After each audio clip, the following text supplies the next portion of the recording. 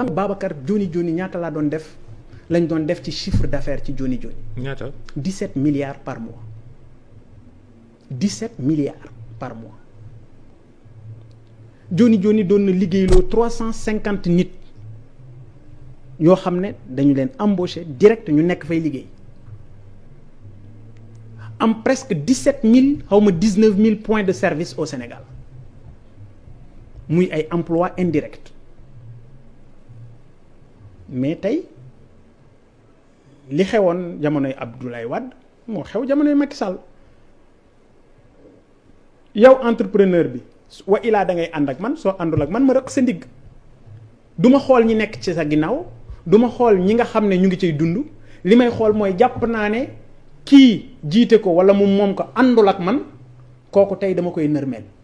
mais loolu nga jàpp ni moo am ci Joni Joni ak yeneen jafe-jafe. mais loolu am nga ko ci say entreprise. loolu soxla en vérité xam nga man du ma nekkuma nit kuy jooytu nekkuma nit kuy yuuxu wuyaay yooyu kenn gaawut nit du ko dégg ci suma kàddu luñ ma tegit dama koy tegoo ci ngor nee naa la Joni Joni dama doon def 17 milliards par mois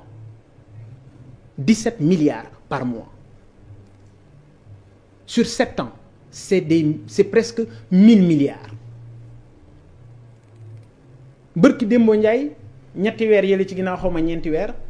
dañu yónnee équipe ñu ñëw di gëstu Joni Joni ñu ne dañuy mission d'inspection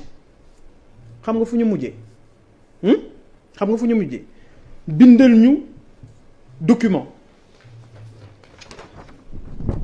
pour wane ne absence de redressement maanaam ci junni milliards yooyu nga xam ne jaar na ci Joni Joni ñun amaluñ ci lenn luñ ñu ciy toppee et gëm-gëm googu moo nekk ci man Babacar man xoqatal du ma yóbbu man nit laa koo xam ne gëm-gëm lay demee su ma nekkee ci lenn te ma gëm ne lii su ma réew laa ciy liggéeyal damay def don de soi damay wax ne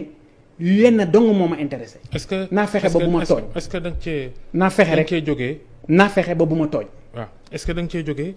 yow it di defanteeg nguur gi fi ne am na ñu lay.